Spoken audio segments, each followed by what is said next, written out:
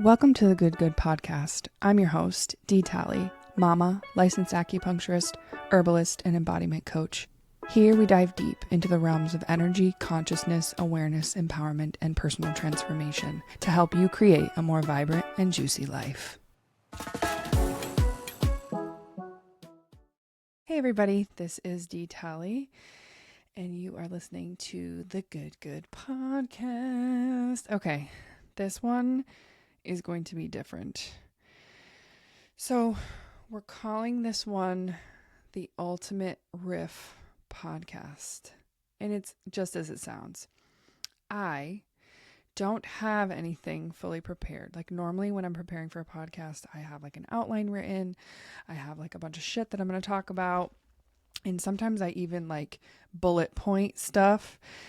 And I've got important ideas flowing through, but it's one of those things where creativity sometimes gets shut down when we try to fit it into like a masculine box of bullet points and check marks and notes. You know what I'm saying? So I want to just talk. I'm just going to record myself talking on some of the things that have been popping up. And if this podcast absolutely sucks, then maybe I won't release it. I don't know. I've never done one of these before, so I'm just like, I don't know, I might lose some of you. And if that's the case, that's okay with me. Okay. So, thought number one, is this going to be like Jerry Springer's like final thoughts, like at the end? Maybe.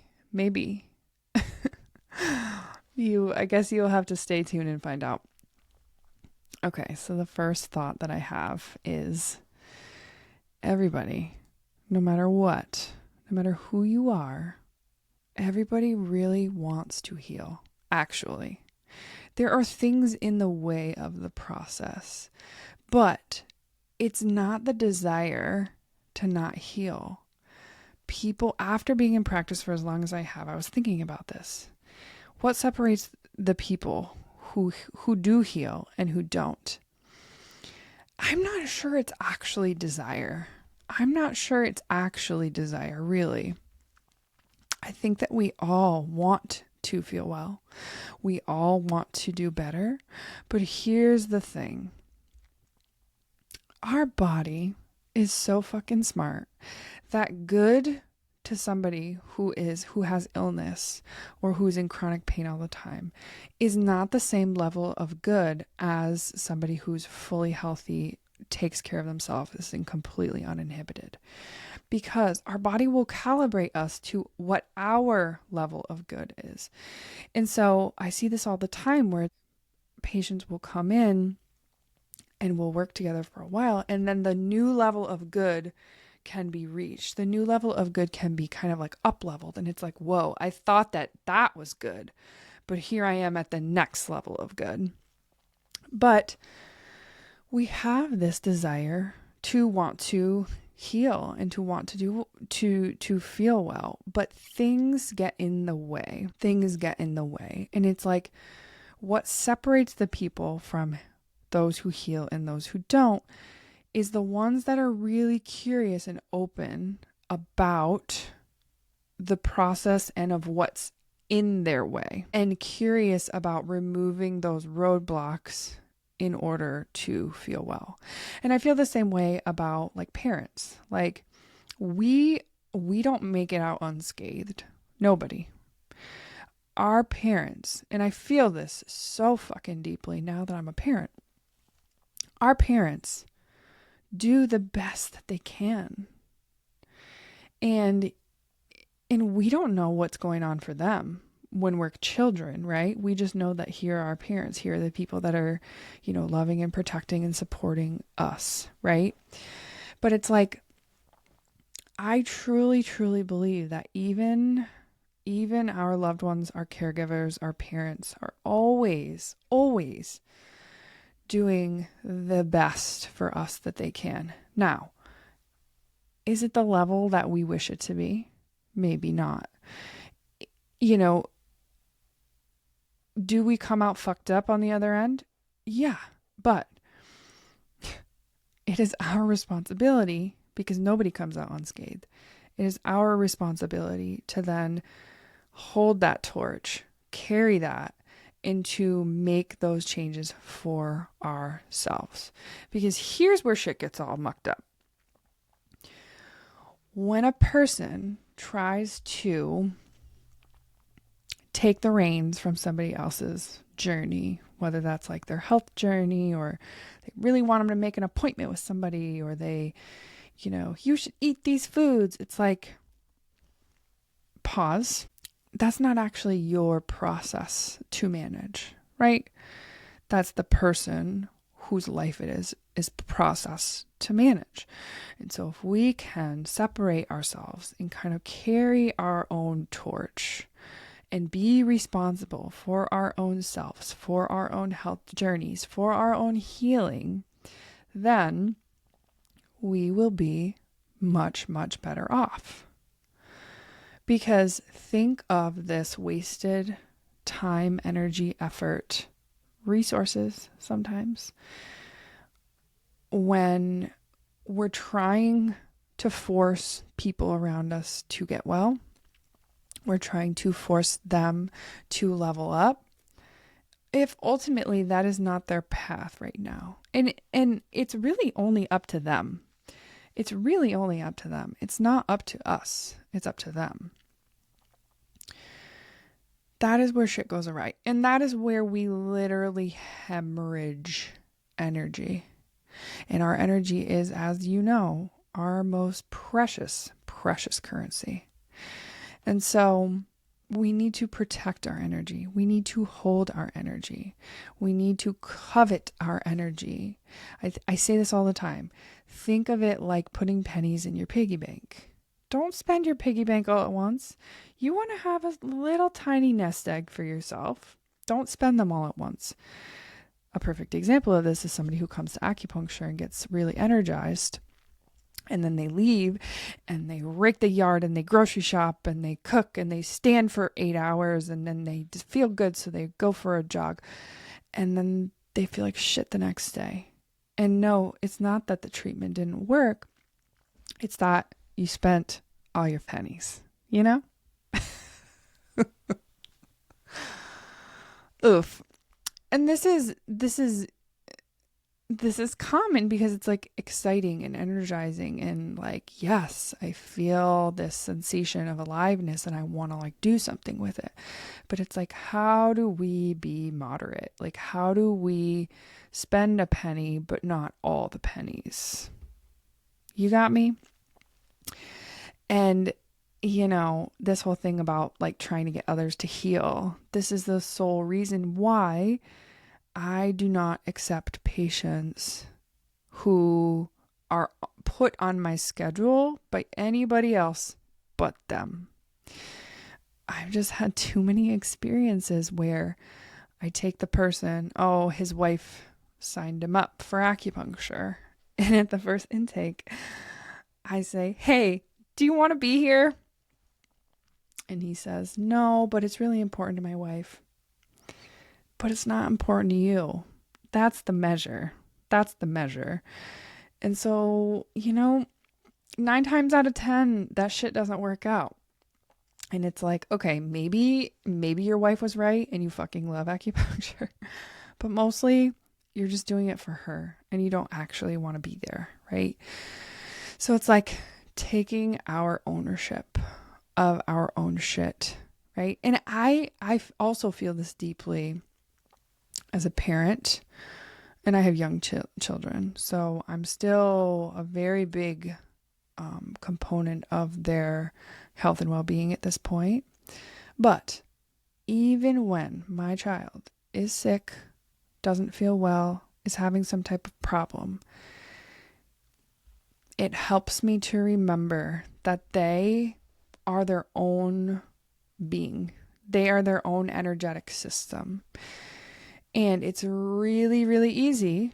It's really, really easy, like all moms, when you're rocking your child and you're feeling your child's warmth against your chest and you can smell them and you can feel their breathing. It's really, really easy to kind of want to meld with our children.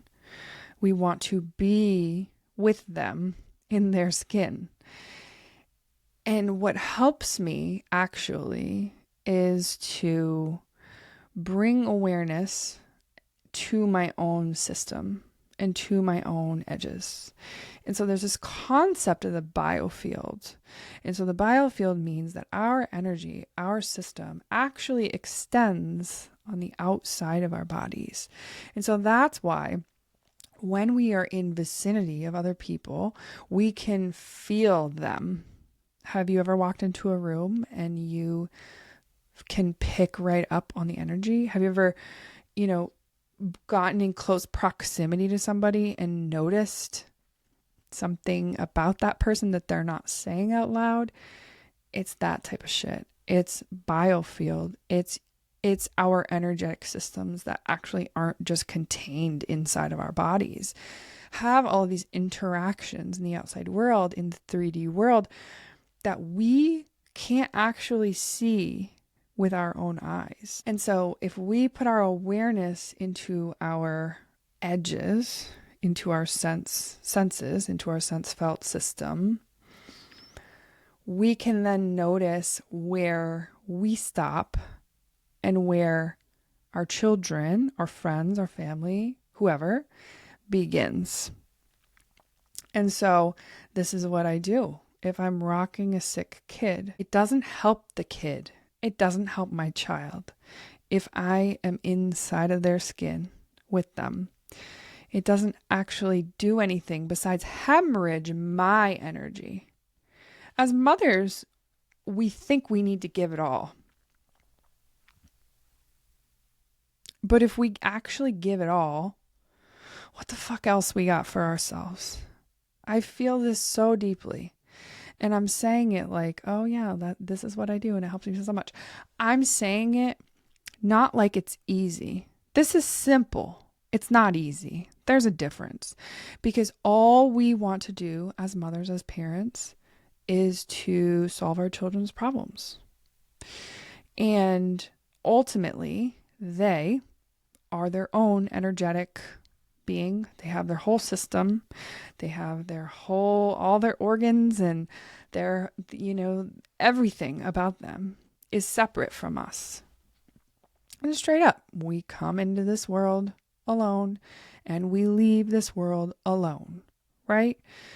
So I put my focus on my senses, and then I also can pick up on their system as well in terms of just sensation, but I try to remember my own edges. And I try to, now, is it nice sometimes to say fuck it to all of that and just meld with them? Yeah, sure. And I think I did that quite a bit when they were baby babies. Because that's just what was called for at that time. But as they get older and they have to have all of these experiences in their own system, right? And we know this as parents because it's like we can tell our children over and over and over and over and over shit.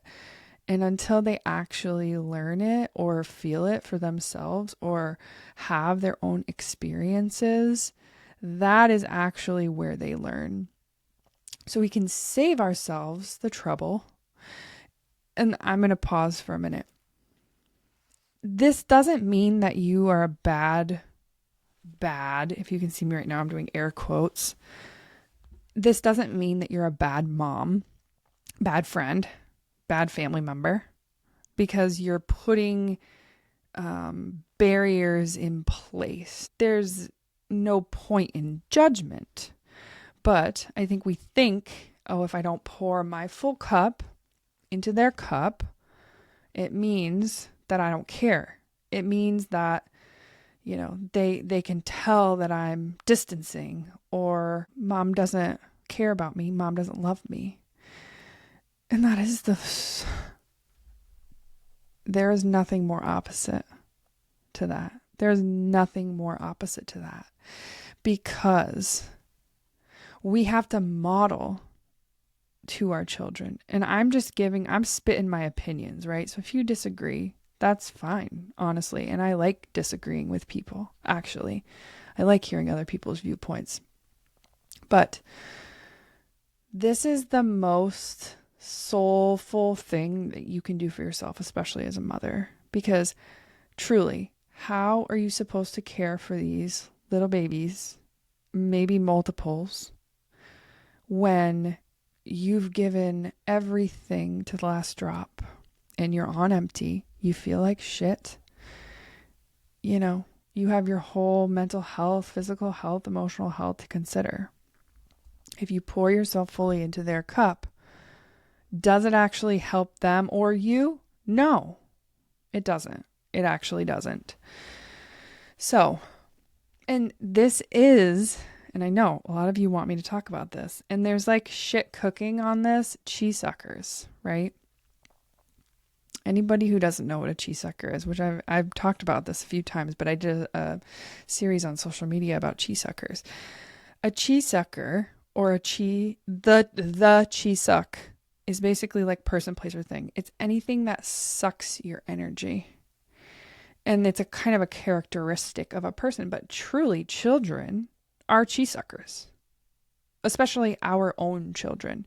You ever notice it's like your child might be a fucking angel at daycare or with grandma or when you're out grocery shopping. But the minute that they come back into these four walls, they turn into a demon, right? Because they feel the best with you. They can show their whole true colors. They can let their freak flags fly. We love that about them. But it's too much. It's too much. It really is. And our children truly are the ultimate cheese suckers. So symptoms of having a cheese sucker in your life, number one symptom is fatigue. It's malaise. It's, I want to sit down and I don't ever want to stand up again. That's like the main symptom to the person who is getting their soul sucked. And there's a whole bunch of other symptoms and there's a whole bunch of practices to do, because this is something that I do in my work constantly, because I am around suffering all day, every day, in close proximity with my biofield interacting with their biofield in a healing manner. And how do I be the best healer that I can be? Well, I have to have boundaries. I have to have energetic boundaries, or I will be ill. And the best story that I can tell you about this is my patient. Okay, let's rewind to, let's see, what year was it? Let's rewind to 2012, 2013, somewhere around there. I was a little baby acupuncturist going through training and getting all of this really intense didactic and clinical training. And I was in clinic at this point, taking my own patients. And I had an overseeing acupuncturist, of course, who was a teacher of mine, who would, check my work, make sure that I was choosing the right points and watch my technique and approved all the shit, right? And I had this one patient that we would see every single Tuesday at 4:00. She was the last patient. And she would come in and she had chronic pain. Like, she had a disease called Sjogren's, which is really fucking intense. And it's really terrible, terrible, terrible chronic pain. Among other things, there were other symptoms as well. Basically full body joint pain. And I would treat her and I felt like I was doing such a good job. Like, I was right there with her. I was with her. I was so present to her. I was dialed so in. And every single day she'd leave the clinic and I'd wrap up my day and I would leave the clinic and feel like total shit balls. Like, I would leave the clinic. She came in with full body joint pain. I left with full body joint pain. Why? Because I had no protections. I had no ability. I didn't know. I didn't know how I could support myself. I didn't know that there are practices that you can put in place in order to prevent yourself from permeation of the energy of other people. And so it wasn't until after I started learning and applying some of these things. I had this whole fucking thing. I was like, if I put all this in place, she's going to think that I suck. She's going to think that I don't care. She's going to be like, I don't want to come back to you. Like, I created this whole scenario in my head about how my energy protection was going to, in some way, mess her up. And so I started putting some of this in place, and the funniest thing happened. She didn't notice at all. Like, she didn't notice, but it made a world of difference to me. It made a world of difference to me because I was now protected in that way. And I let her suffering be her suffering. And I was within my own body. I was within my own self. And this is the key to how I go home every day and don't feel like total shit. And I'm not saying it's a perfect system. I'm not, because anytime that I am sick, run down, low sleep, recently like postpartum and or breastfeeding, the energy through which it takes me to put the protection in place exceeds my abilities to do my job. And so those are the moments where it's like, okay, basic needs check in here. What do we need to do? We need to sleep. We need to eat. We need to drink water. We need to focus on our own mental and physical well-being, because I truly am trash. I'm a trash acupuncturist. I'm a trash healer if I can't put in place these protections for myself. Because then what'll happen? If I start absorbing all of the suffering of the patients around me, think of what kind of swirling, black, negative, slimy vortex I'll be. You know? Like, I can only think of it as like, patient comes in and they're like, I'm in so much pain. And I'm like, you think that's bad? Look at all this. And it's like, that's not my job. Actually, my job is to take myself fully out of the equation and be a vessel for the medicine. It truly is that simple. It's not about me. It's about the patient. But I can't fully disappear myself. I have to have the ability to protect myself. And this, you can protect yourself in your everyday life with the people that suck your energy, with your kids, with your mom, with your mother-in-law. I love my mother-in-law. Hey, Lisa. But I'm saying with anybody that sucks your energy, there are amazing, effective, simple, not easy, ways in which we do this. And like I said, nobody knows. Nobody knows. It doesn't change anything about the level of care that you would receive. It doesn't. It really doesn't. The only person that really truly knows is you. How amazing. Truly. And so I was kind of hinting at this before, but I am cooking up something exciting. I'm really excited actually to share it with you. And this goes back to episode 1, actually, where I was talking about the whole point for me getting this microphone, the whole point for me to save up a bunch of money and get this so I can record offerings. like courses and trainings, because I will be teaching you how to use energy protection and how to use grounding and how to be in your body and how to shift the energy around you and what things you can do and what sense felt practices can help. And I have been cooking this shit up for months now, and it's almost done.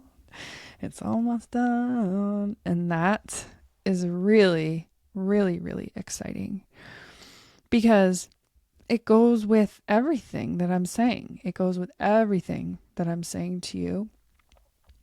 And it fits right in. And I truly believe that every single person should have access to this information, especially in times that are really taxing. And think about it. Think about all the cheese sucks right now. Okay, let me just name a few, just for shits and giggles. Number one, the election. Oof, that is a tough one. You know, I'm going to lose a couple of people here, but I just want to say this. When I first came on the podcast and I said, I really truly believe everybody is doing the best that they can, I actually feel that way about both candidates. I think that there might be a touch of mental health things going on, but I actually do think his name starts with a T and it ends with I'm hiding behind the flowers. Don't come for me. But I actually do think he's doing the best that he can do. I really, truly believe that. I believe that he is doing the best that he can do with the circumstances. Is there some mental health things going on? Is there some corruption? Yeah, there really is. There really, really is. But I still actually believe that he's doing the best that he can. And so is the other candidate. She's doing the best that she can, right? Because I truly believe that we are all doing the best we can. Anyway, so number one, Chisak, the election.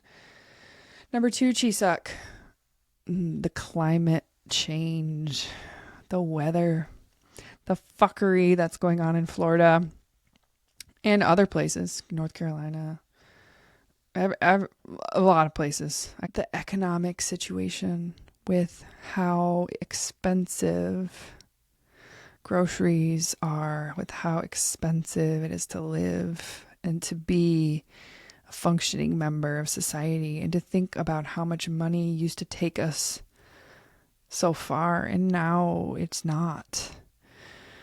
And I think that puts the squeeze on corporations and corporate and wanting to kind of automate everything and jobs, and there's a lot of cheese sucks out there.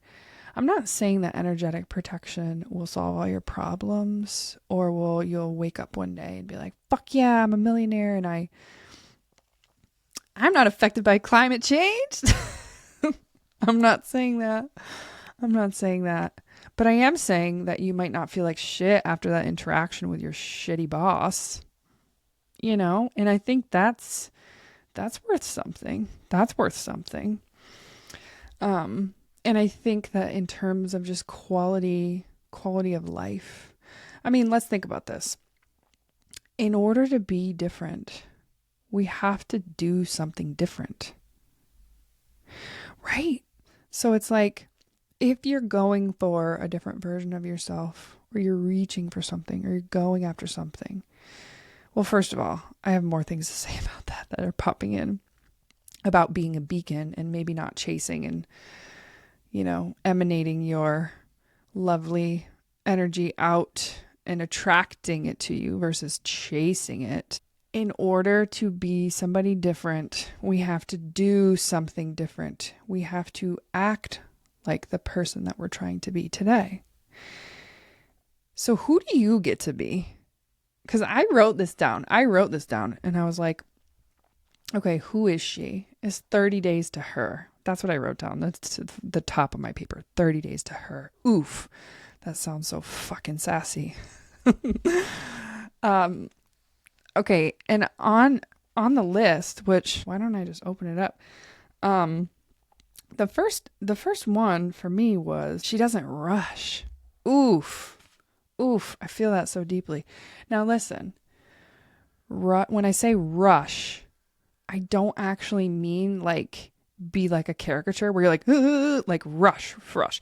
To me, when I say rush, it's like a feeling. So even if I'm walking with a cart in Sam's Club and I'm rushing, I don't necessarily have to be walking 50 miles an hour. The rush that I'm referring to is like an internal mania feeling where it's like inside of my body, there is a quality of rush. I'm saying energetic rush. And what I noticed is I rush a lot. And it's like that is the opposite of being fully in my body and here now. It's like on to the next. And it's that same kind of frenetic energy, right? In order to become him or her or they, you have to be them now. Be them right now. And what would she do? She would notice when she is frenetic inside her body when she's pushing a cart at Sam's Club, right? What's the next one? She wears authentic clothing. So, you ever have those moments where you look at your closet and you're just like, oh, God. She was who I was a few years ago. She ain't me today, you know? And so what does that mean?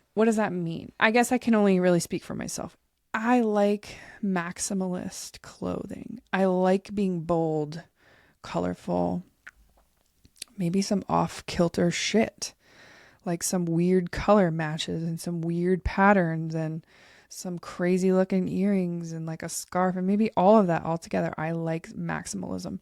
And I look at my closet and I'm like, she looks like a librarian. She's like a postpartum librarian. Like I still have my nursing bras. Like what the fuck ever, you know? It's time to ditch them. She wears authentic clothing. She gets dressed and she's like, yes, I love this. I feel good in my body. She has the tattoos that she's wanted forever. It's like there was this point where I woke up and I'm like, I can't not be who I am right now. I have to. And it's like when you talk yourself out of doing the shit that you want to do forever and ever and ever, there is a cost. So what does that mean? Well, I already got one. I already got my first one. I'm showing you if you're watching this on Spotify. I already got my first one. I got my next one coming. It's a big piece and I'm so excited. I can't hardly wait. And that, she makes fun a priority. Oh, God. My kids are 5 and almost 3. You know, they have a lot of fun and they play together, but I notice that I don't have a lot of fun. I really don't. And it's like, what are the things that are fun to me? She dances every day. Every single day, dancing, music, singing, being lively and bright and beautiful and with a spotlight. You know, she's limitless. She is limitless. And when do we stop dancing? You know, the other day, we're riffing, right? I'm just going off a stream of consciousness. The other day, I was watching my toddler dance. And at first, I was kind of like, oh my God, like that's... I was like, she's doing the most right now. But then I stopped and I was like, God, that must feel so fucking good. That looks like it feels so good. So what I do, I stood up. I wish you could have seen me. I stood up and I started just going. I started dancing and it wasn't for the pleasure of any of others, right? Like it maybe wasn't the sexiest. My husband wouldn't be like, ooh, love that for you. But it felt so good. And that is what I'm talking about. It's like toddlers, when they vent their emotion, it's like so intense, but it passes so fast. And that is the key. It's like if you let something flow uninhibited, it passes so fast. And you ever like watch a toddler and they have a huge meltdown, and then once that meltdown is over, they are right as rain. Like there is no like lingering. They are right as rain. And it's like as adults, that's part of our problem is we stop ourselves up instead of just letting it flow as ugly as it might be or as intense as it might feel. We just stop it up. It's like she acts like she doesn't act like a toddler. She flows like a toddler with fun and joy and ease and pleasure. That is what I'm talking about. What else does she do? She doesn't make work her 100%. Yo, I have a confession to make. I work a lot. Like, okay, I take patients for a percentage of the time. Like a good percent, not full-time hours. But I would say 6 hours a day, 4 days a week, I take patients. I do paperwork for the other maybe hour a day for 4 days a week. And then the rest of that time, I am like grinding. Like I'm doing social media, I'm writing courses, I'm podcasting, I'm creating all of these different things all at once. And it's a lot. And here's the problem. We say in society, find something you love and you'll never feel like you work a day in your life. I think that's true. I think that's true to a degree, but because I love my work. Like I love sitting here. Do you think it feels like I'm working right now when I'm literally just steady stream consciousness talking to you? No, this shit don't feel like work. It's fucking fun. In fact, I pre-record these, but it's a Friday night. And you know that Friday night feeling? It's like the energy of Friday where you're like, yes, the possibilities are endless. But it takes time away from other things that I love too, like my family, my husband, my hobbies like gardening and dancing and exercising and cooking and reading, all of these things that I love that I'm not doing because I'm working. And so she doesn't make work her 100%. So that is a tough one for me. It seems like I'm always grinding and I just don't want to grind. I just don't want to grind anymore. I just don't. I want to do really meaningful shit, but not make it my 100%. She cooks delicious food. This is what I'm talking about when I say hobbies. It's like cooking. Okay. The things that I love, cooking, but more specifically, food and wine pairings. I don't know. I'm such a freak about weird stuff, but like it's not enough to just cook a delicious meal. I think there's something so satisfying in choosing the correct wine to go with the meal. Like when it brings out the flavors. I have like pipe dreams of food and wine pairing, like abroad, like Europe. Like maybe one day I'll go to Europe and do like a food and wine tour, pairing tour. I did it one time at the Finger Lakes, but I got too drunk that I couldn't really taste the food, which is really hard. It's hard to not get drunk at a wine tour. But when you go and you're like, okay, the intention is to taste the food and the drink. It's not to get fucking blitzed. I was like 22, but I like to think I grew up a little bit. Becoming a mom caused me to grow up a little bit. Okay.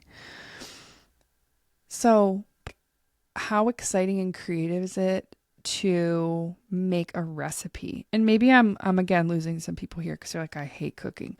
But I think it's really exciting to put flavors together and to create something new. And I just think it's so satisfying. I think it's so satisfying.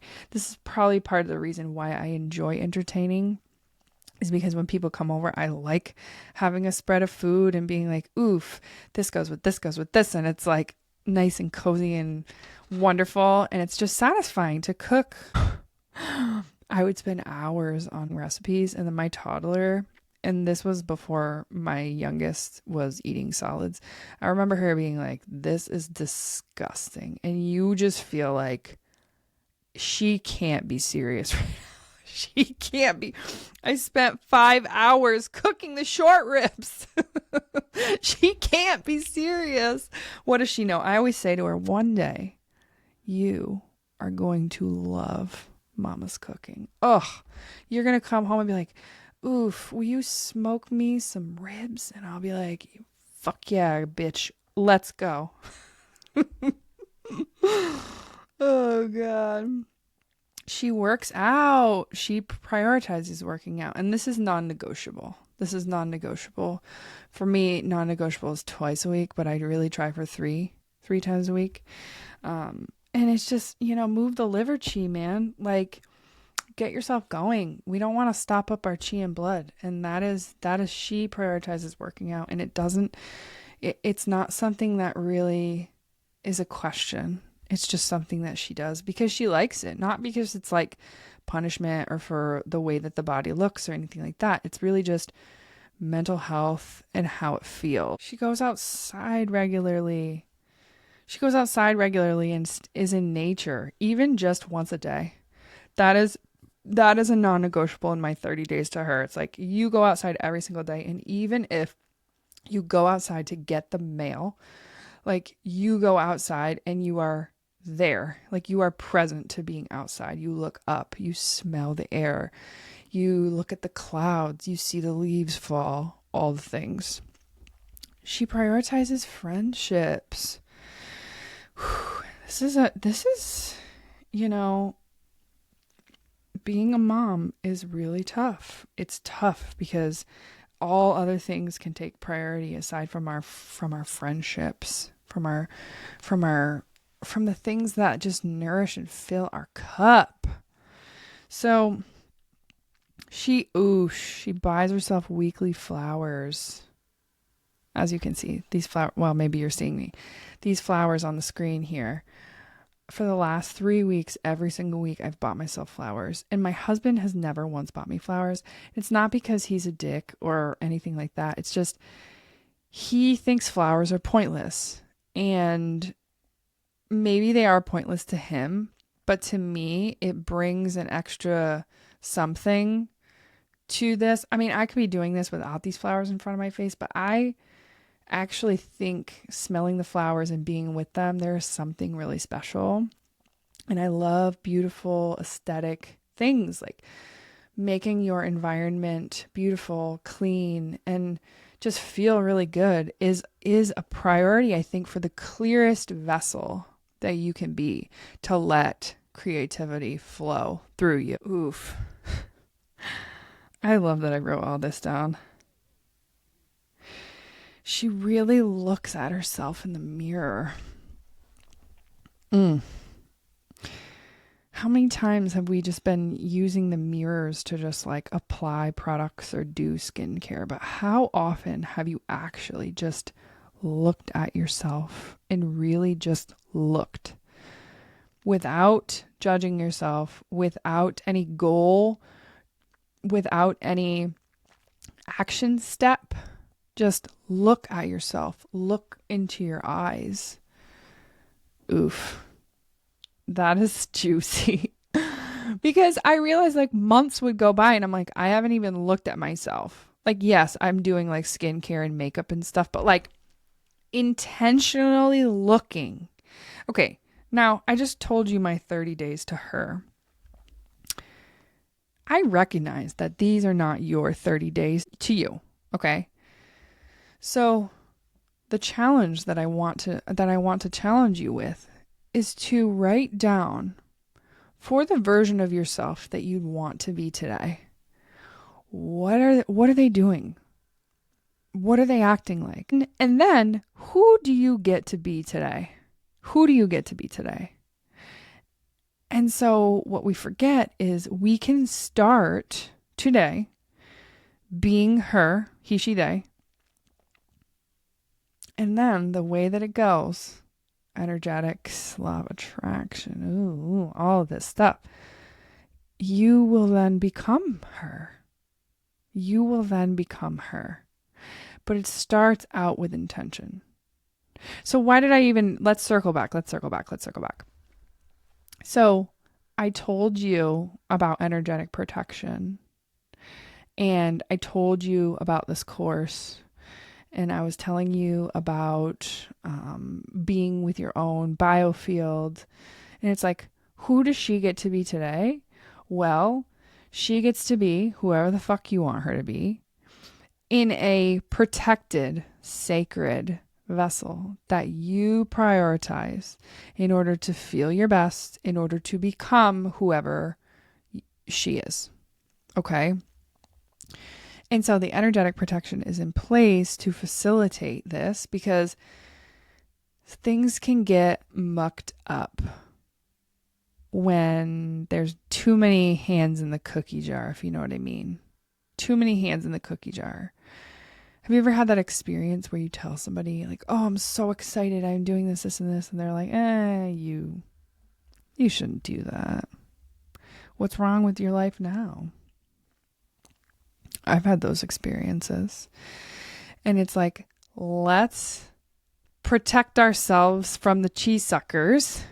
I was going to say Karens. I don't think it's still Karens anymore. I think isn't there a new name for the cheese suckers? Isn't it like Jessica? I don't know. Somebody tell me. Somebody tell me what the new name is. It's not Karen. And what's the guy name? Somebody tell me what the guy name is too. Anyway. In order to become her, we have to protect what is sacredly true, what is ours, what is inside of us. And we have to do that by putting those protections in place. And I really, truly I thought about this. I'm like, I want to put a challenge out there. Like, I've got 3 followers. You think we can make some headway with this? No, I'm just kidding. Thank you to the 22 people that follow this podcast. No, I'm laughing, and it's true, but I really do feel like, regardless of the number of people who are here in this audience and who are with me, I think that this can ripple. I think that it can ripple because when you start acting different, you start giving permission to all of those around you. They see what you're doing. They see what you're up to. And it's like you become the example to them to create whatever kind of life you want to create. And I think that that is amazing and inspiring. And I am a girl's girl to the core. I will not tear any woman down ever, no matter what. No matter what. I feel so strongly about that. So I think that being yourself and being the best version of yourself is what gives permission to everybody else to be themselves and to be the fullest authentic version of themselves.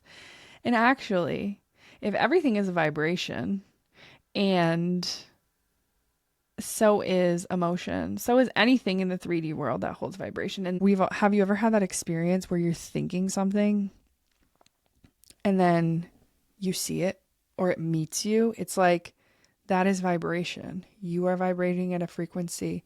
It is vibrating at a frequency, and you attract each other. It's resonance, right? It's coming closer together. So if you can dream it, it can be your reality. There is a version that exists of that reality. So how amazing is it that you can wake up and be whoever the fuck you want to be? You are not stuck. You aren't. You are fluid. You're beautiful.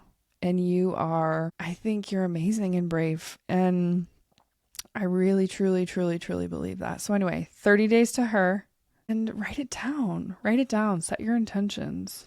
Be who you want to be. Because we will get stuck in our previous reality. We will keep reliving the same year that we just lived because of our brain and because of the comfort zone and because of all the things that keep us safe. Because when you say, I want to act different, I want to do something different, your brain will go, wee-oo, wee-oo. What do you mean you want to act different? Aren't you good? You're good, right? You're good. No, I'm not good. I want to be something different. I want to do something different. And you can do that today with a cup that is runneth over, because you have protected your precious, precious energy currency. Okay, I think that's all for my riff today. And thank you for staying with me. And I continually say thank you so much for being here. And I truly feel me when I say that. Thank you so fucking much for being here. In my body is vibrating. I can feel my chest and my heart space is vibrating. And I have so much gratitude. So thank you so much. And I will see you in the next episode.